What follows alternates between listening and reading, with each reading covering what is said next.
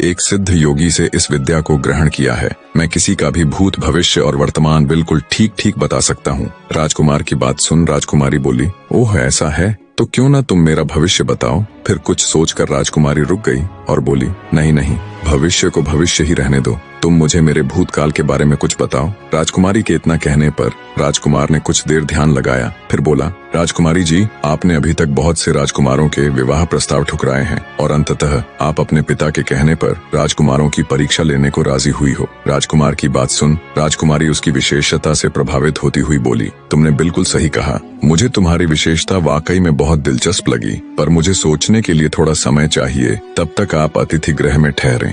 राजकुमारी के सौंदर्य की चर्चा सुन उससे विवाह करने को उत्सुक एक और महारथी राजकुमार राजमहल आया। राजकुमारी शशिबाला ने उससे भी सवाल किया कि तुम्हारे अंदर ऐसी क्या खूबी है जो मैं तुम्हारे साथ विवाह करूं। राजकुमारी को जवाब देते हुए राजकुमार बोला, मैंने सालों तपस्या करके अद्भुत ज्ञान हासिल किया है। उस ज्ञान के बलबूते पर मैंने एक ऐसे दिव्य रथ का निर्माण किया है जिसे कहीं भी जाने के लिए घंटे नहीं बल्कि कुछ पल ही लगते हैं। मेरे द्वारा बनाया गया रथ न सिर्फ धरती पर बल्कि पहाड़ और समुद्र से लेकर आकाश तक में कहीं भी जा सकता है, वो भी बस कुछ ही पलों में। राजकुमारी शशिबाला उस राजकुमार की विशेषता से भी बहुत प्रभावित हुई। पहले की तरह राजकुमारी ने उस राजकुमार से भी सोचने के लिए थोड़ा समय मांगा और उसे भी अतिथि गृह में ठहरा दिया। राजकुमारी शशिबाला गहरी सोच में थी कि इन दोनों में से वो किसके साथ विवाह करे। दोनों की ही विशेषताओं ने उसे बहुत प्रभावित किया। ऐसे ही 2 दिन का समय बीत जाता है। राजकुमारी फैसला नहीं कर पा रही थी कि तभी राजकुमारी से विवाह इच्छित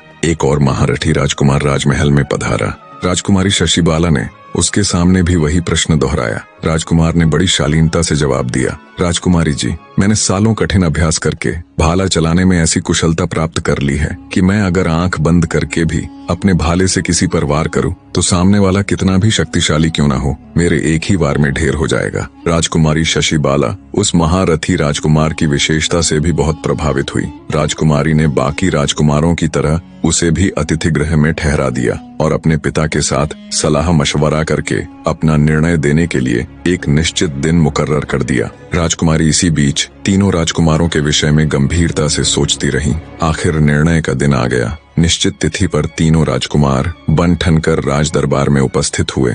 सभी सभासद भी जिज्ञासावश ये जानने के लिए कि राजकुमारी किसको अपना वर चुनेगी राजसभा में आ चुके थे, किंतु राजकुमारी अभी तक नहीं आई थी। तभी कुछ सेविकाओं ने आकर बताया कि राजकुमारी अपने कक्ष में नहीं है। यह सुनते ही पूरे दरबार में खलबली मच गई। राजा के आदेश पर महल का चप्पा चप्पा छाना गया, मगर राजकुमारी का कहीं पता न चला। जल्दी ही यह खबर पूरे राज्य में फैल गई। हर तरफ शोक के बादल छा गए। सबके